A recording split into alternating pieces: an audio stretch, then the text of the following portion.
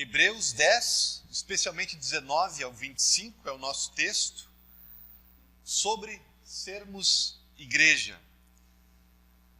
Uma das frases que a gente escuta muito hoje em dia é: sou espiritualizado, mas não sou de religião. Que é basicamente, poderíamos traduzir, estou interessado em Deus, mas não em nenhuma instituição. Especialmente não na igreja. Algumas pessoas perderam a esperança na igreja. Eu acho que essa passagem de hoje nos ajuda um pouco a recuperar a esperança, aqueles que já perderam, ou então se apaixonar pela igreja de novo, ou pela primeira vez. Hebreus 10 nos ensinam algumas coisas sobre a igreja. Não é tudo o que a Bíblia fala sobre ela, então, esta mensagem não vamos falar de tudo o que é possível falar, mas de alguns pontos que esse texto nos permite. 3 coisas. Primeira delas, a insubstituibilidade da igreja. Não é querer falar difícil, eu já vou explicar isso para vocês. Não achei palavra melhor, Valéria. A insubstituibilidade da igreja. Versículo 25, que é conhecido, muito citado por muitos pastores, quando quer chamar o povo para a igreja, né? Não deixemos de nos... O que diz? Não deixemos de nos congregar. Né? Palavra para congregar, lá no grego, é epissinagoge, de onde vem a palavrinha sinagoga. Significa congregar, uma congregação. E tem uma diferença entre uma agremiação e uma congregação. Uma agremiação, uma associação, é uma coleção de indivíduos que se juntam, talvez para ouvir um palestrante ou para participar de um evento. Uma congregação é diferente. Uma congregação é uma comunidade que toca em todos os aspectos da vida da gente. Você não apenas se reúne com alguns indivíduos para uma experiência.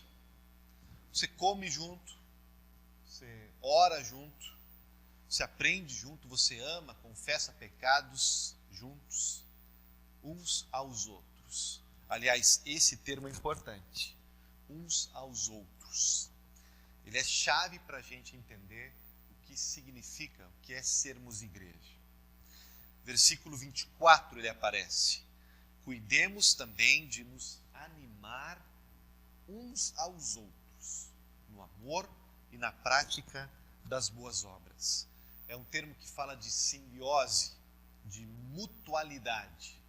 De acordo ao Novo Testamento, sermos igreja não é irmos a um lugar para sermos ensinados e aconselhados, isso também.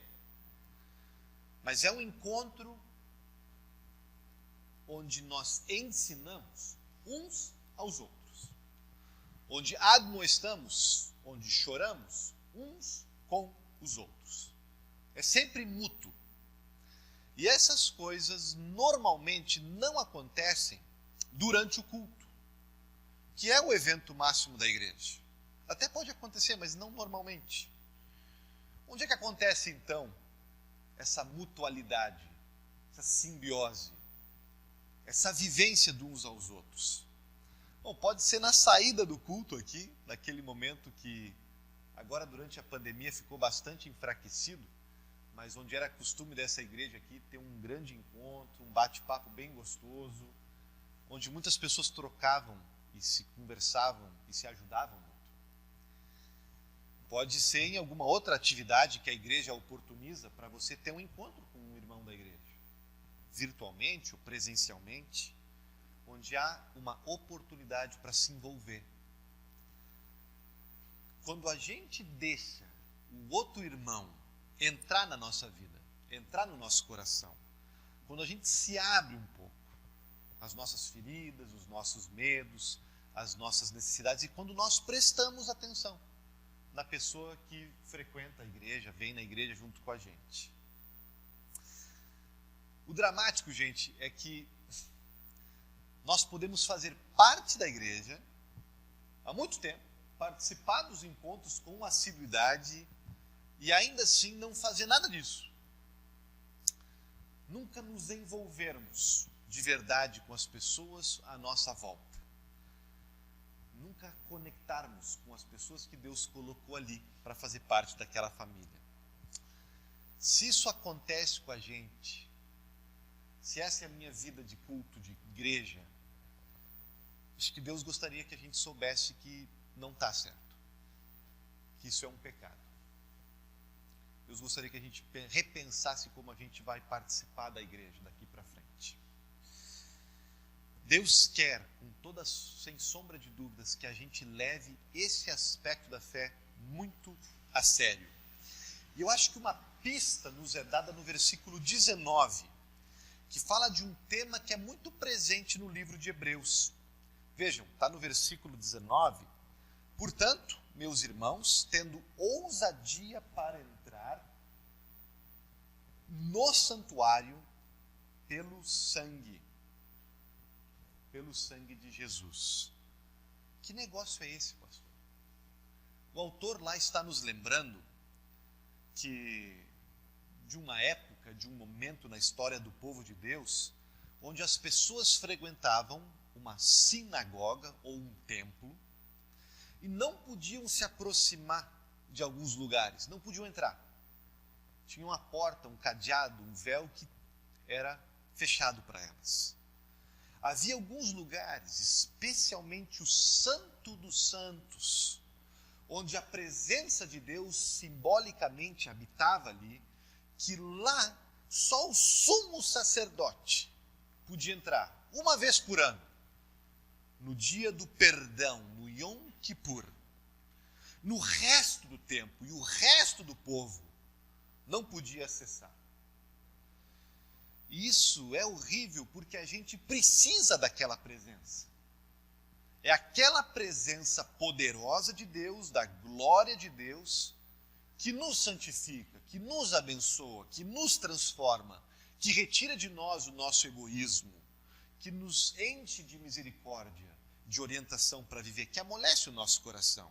E não dava para chegar. Não dava para chegar perto. Muito menos ter ousadia de entrar naquela presença. E agora, Novo Testamento, o autor de Hebreus diz que a gente pode. Que a gente pode correr para lá. Porque temos um acesso completo, como diz aquela outra música que a gente canta.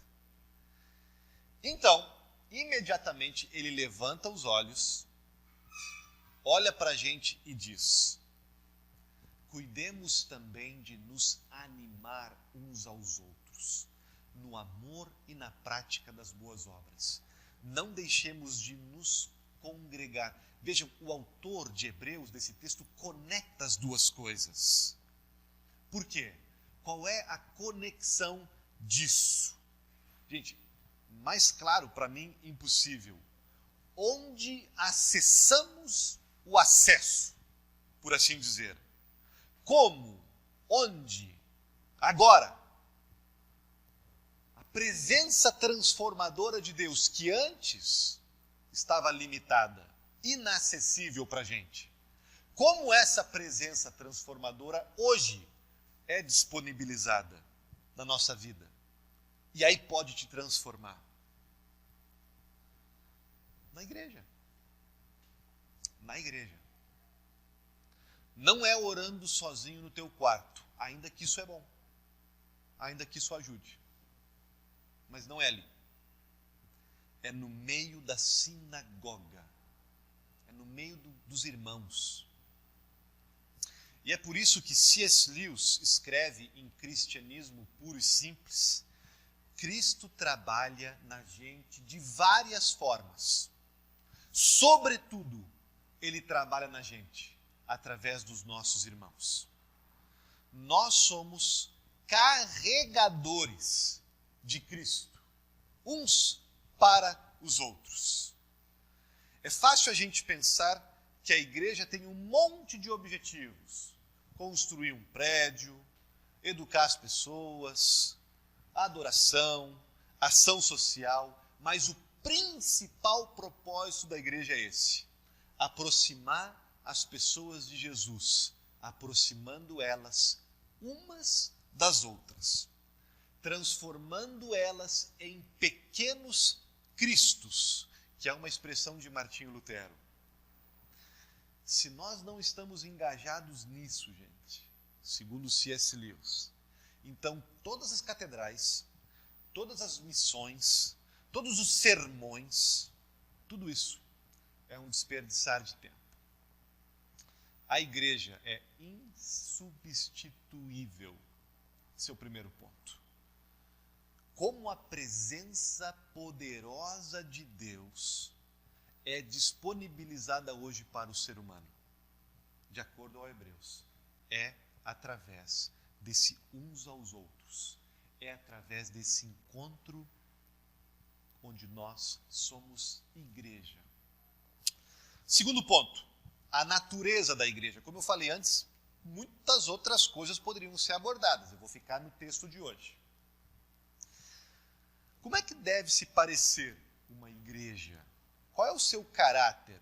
Bom, a gente já viu que é mais do que ir no culto, é mais do que dar um tempo para Deus individualmente, de vez em quando. Tem a ver com esse negócio do uns aos outros. Vamos analisar um pouquinho no texto, o que tem no texto de verbos que são propostos para que esse uns aos outros interajam, se envolvam. Tem alguns. O primeiro deles, cuidemos. Na versão mais antiga da Bíblia, na Almeida, está consideremos, que é um pouquinho melhor, faz mais justiça ao original. Literalmente, o autor de Hebreus disse, é parar para pensar e refletir e até tomar nota. É ponderar.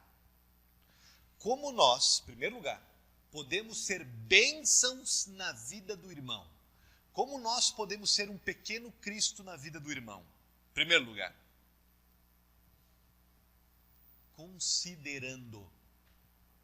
consideremos. Pensando. É a gente pensar. A gente pensa em tanta coisa. A gente pode pensar também, e deve pensar, sobre ser igreja. E sobre como eu posso ser igreja.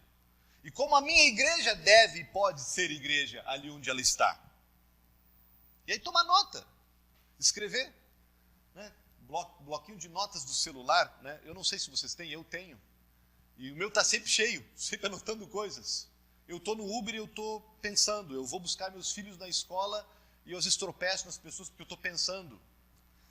Até mesmo aqui, quando eu estou no sermão com vocês, eu olho às vezes para vocês e eu estou pensando e eu reflito. Tomara que eu não me esqueça de dizer tal coisa para tal pessoa ou tal ideia. Sempre pensando. Minha cabeça está sempre fervilhando e pensando sobre ser igreja.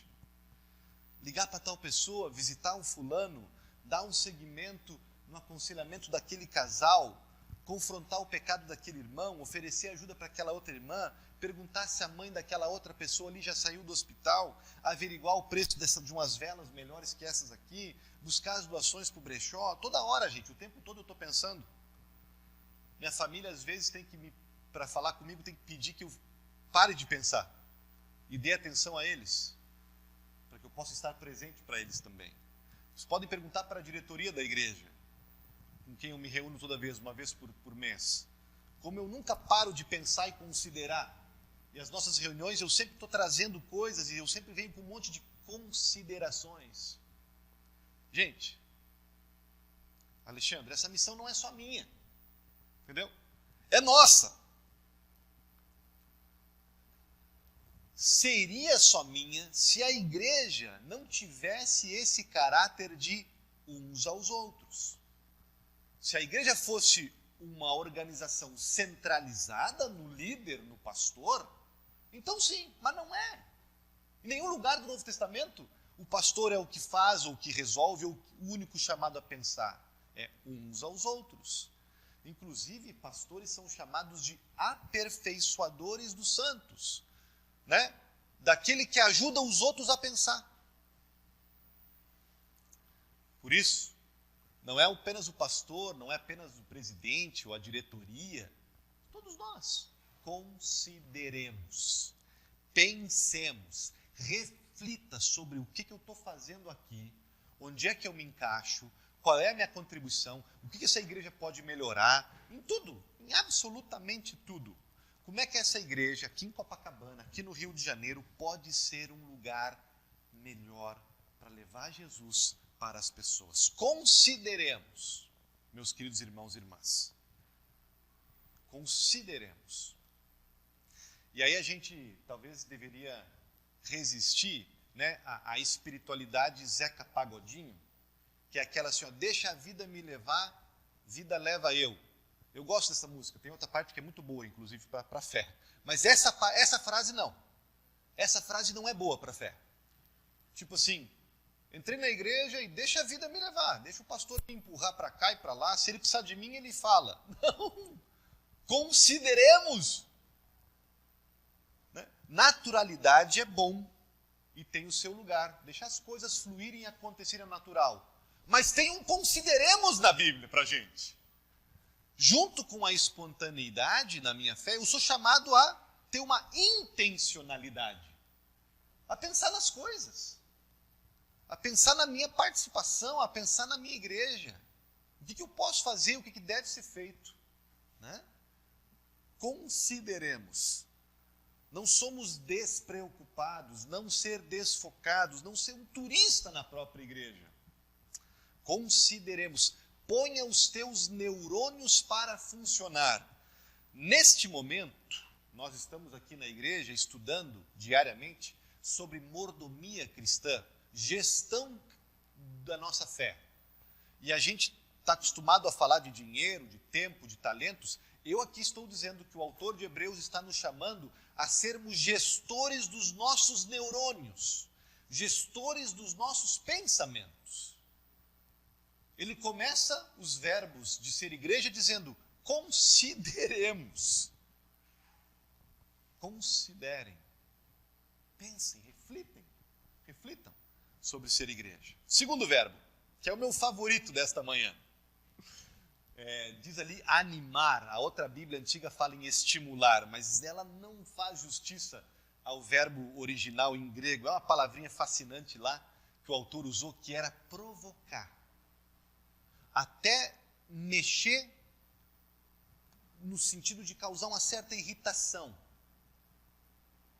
Alguns vão dizer, pastor, eu conheço igrejas que são muito boas nisso, em causar irritação. Alguns pastores são muito bons em causar irritação. Não, não é disso que eu estou falando. Não é esse tipo de irritação negativa que eu estou dizendo. A palavra, o verbo se refere a discordar, a confrontar, com o fim de mexer com a pessoa, para estimular ela para boas obras e para o amor. O que nos é dito nessa parte é que se nós não temos pessoas ao nosso redor a quem nós permitimos que elas nos confrontem de vez em quando, a gente não vai crescer. Não seremos uma pessoa de amor e boas obras.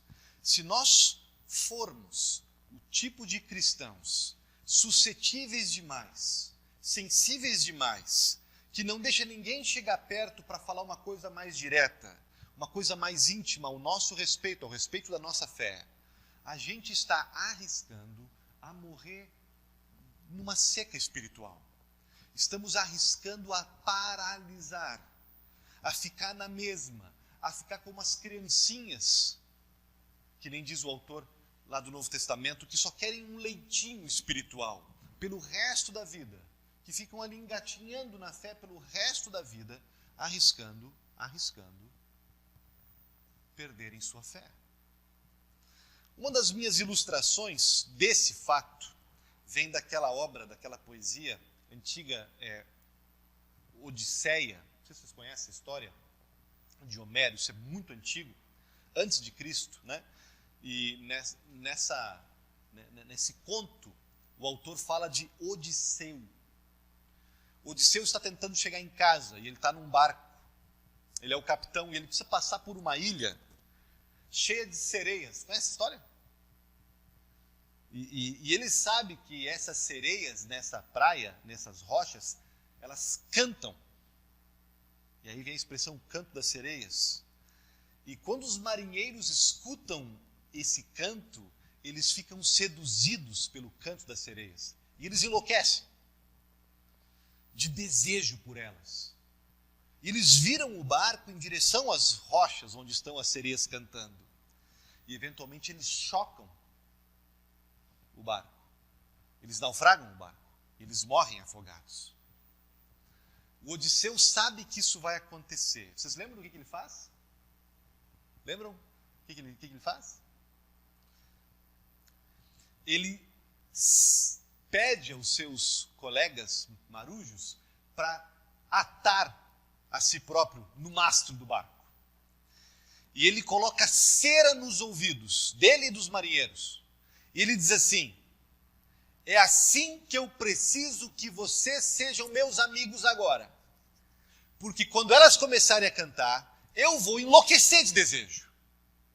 Eu me conheço. E eu vou dizer coisas terríveis para vocês. E eu vou tentar manipular vocês para vocês levarem o barco até elas. Só que aí eu quero que vocês me ignorem completamente. Quero que vocês continuem no curso das águas, não importa o que eu lhes diga, até eu voltar ao meu juízo perfeito. Em outras palavras, ele está dizendo assim: eu preciso de vocês, meus amigos, como meus amigos, que me deem o que eu preciso, não o que eu quero. Não há melhor exemplo de amizade cristã, de sermos igrejas um para com os outros. Sejam para mim o que eu preciso que vocês sejam, não o que eu quero. Sabe por quê?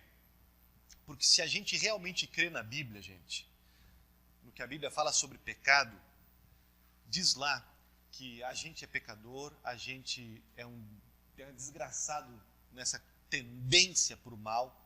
E inclusive diz que os nossos maiores pecados, as nossas maiores fraquezas, onde a gente está mais suscetível a cair na tentação e chocar contra as pedras, ouvir um canto da sereia e eventualmente morrer, espiritualmente falando, é justamente naquelas áreas da nossa vida que a gente não consegue ver direito. Ou então naquelas áreas que a gente meio que relativiza, naquelas que a gente minimiza, naquelas que a gente racionaliza. Os piores pecados da gente, meus irmãos, são aqueles onde nós nos auto-enganamos. Platão já falava disso. A pior negação, o pior engano é o auto-engano. A marca de uma igreja madura é quando os seus membros sabem disso. E por causa disso são responsáveis uns pelos outros. Você diz para o seu irmão assim: você acha alguém na igreja de confiança? Pode ser o pastor, não precisa ser ele, mas pode ser. Pelo amor de Deus, eu não conseguirei chegar sozinho em casa. Eu sei que vai haver sereias nas rochas e elas vão cantar para mim, mas eu não quero elas. Na hora que elas cantarem eu vou querer, mas eu sei que elas não são boas para mim. Eu quero chegar em casa onde está a minha família. Eu quero chegar na linha final da maratona. Eu quero o novo céu e a nova terra onde eu vou ser feliz para sempre. Não quero um momento aqui de prazer. E eu preciso de você me ajudar a enxergar onde elas estão cantando para mim. E quando você que está aí enxergar isso, me ajuda, me ata no mastro, passa cera nos meus ouvidos, segura na minha perna e não me deixa cair naquela tentação que vai me enlouquecer. Sereias estão cantando nas pedras. A Bíblia diz para você não ter sexo fora do casamento. Mas eu quero ter. A Bíblia diz que você não deve gastar o seu dinheiro em você mesmo. Você deve doar ele, ajudar outras pessoas com ele. Mas eu quero gastar em mim mesmo. Roupas para mim, eletrônicos para mim, em viagens para mim. A Bíblia me diz que eu não devo e não posso guardar rancor. Porque se eu estiver carregando pessoas nas minhas costas, o pecado delas, se eu não perdoar elas, eu estou arriscando que Deus não me perdoe. Mas eu não quero, eu quero o rancor.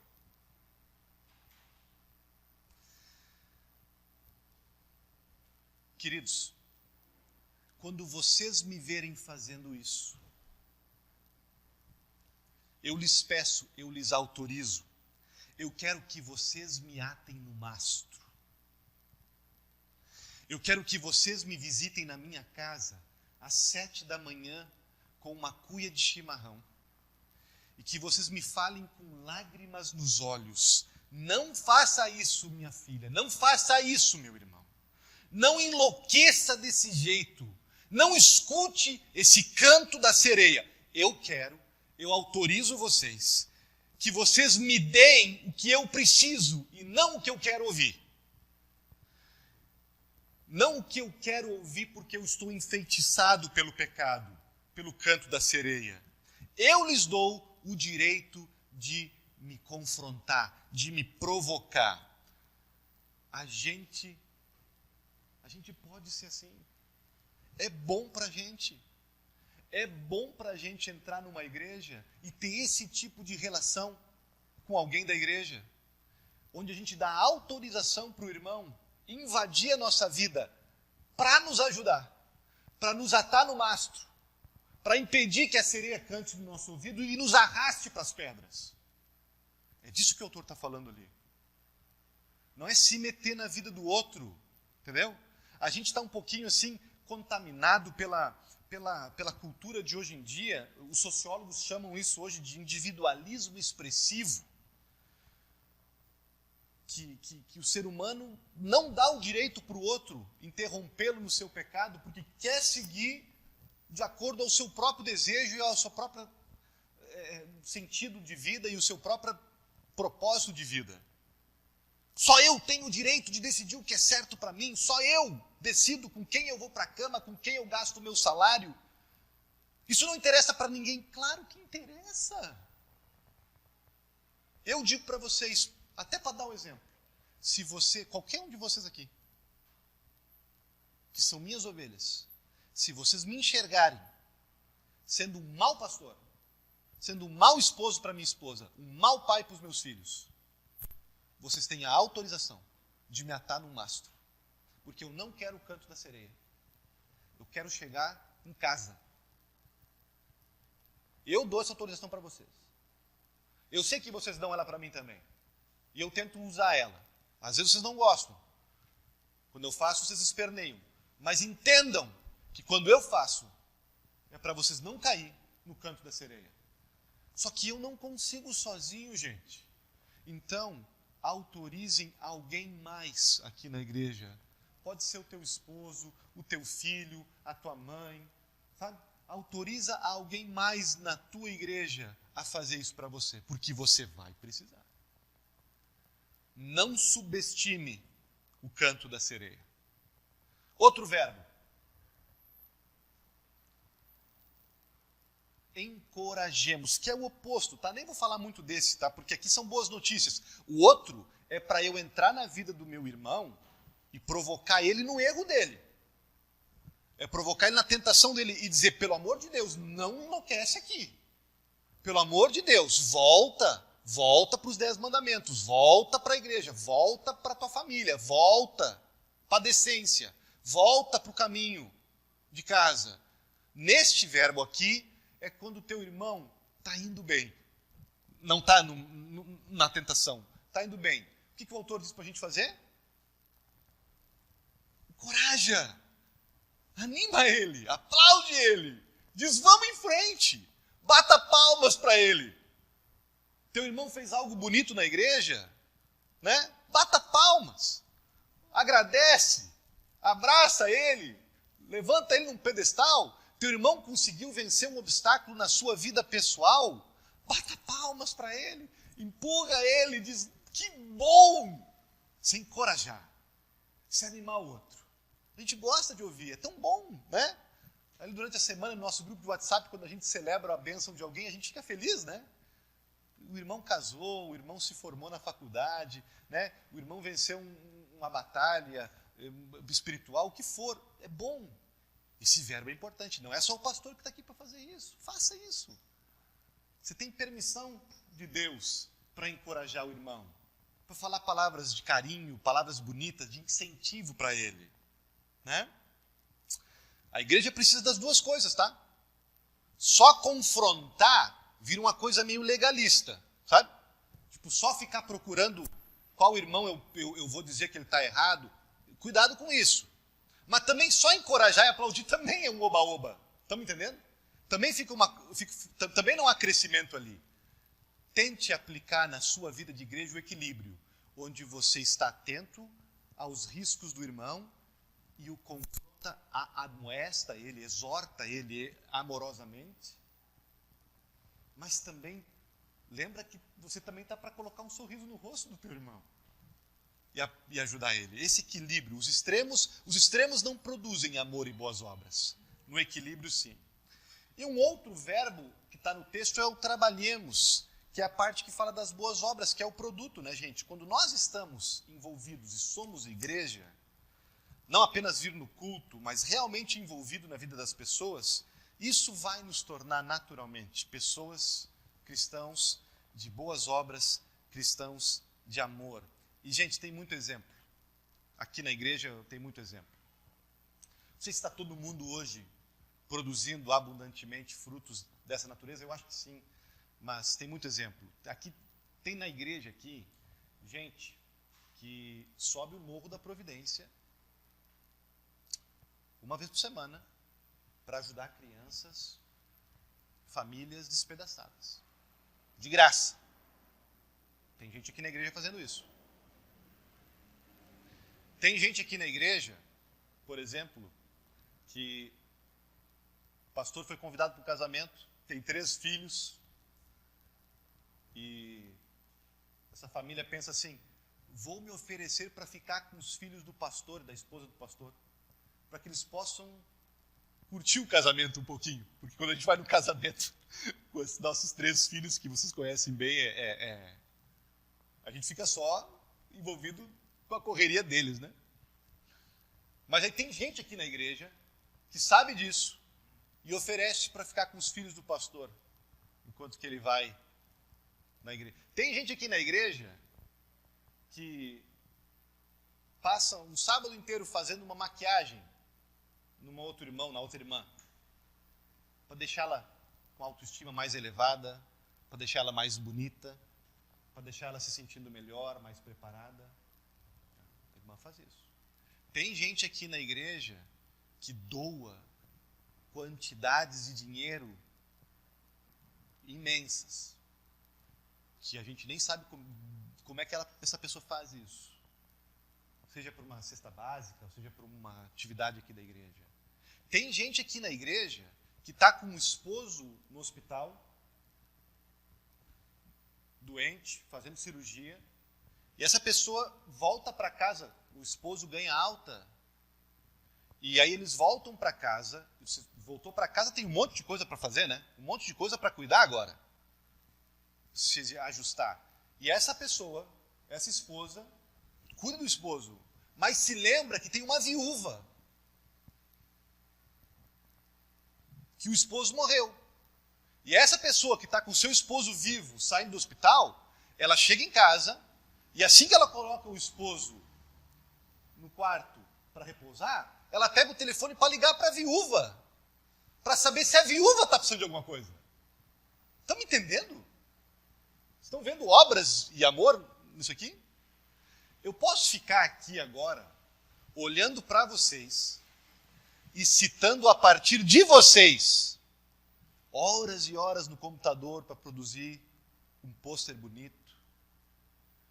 Eu poderia citar de vocês e das pessoas que estão em casa centenas e centenas de milhares do que eu sei que desta igreja aqui tem frutos de amor e de boas obras. E fora o que eu não sei, que vocês abundantemente estão produzindo. E não apenas dentro da igreja, mas na família de vocês, no bairro de vocês, no prédio de vocês, no emprego de vocês. Então, assim, eu estou muito orgulhoso de vocês. Vou falar bem a verdade. Mas eu também não vou dizer para a gente baixar agora. Vamos continuar, né? Pode ser? Vamos continuar trabalhando.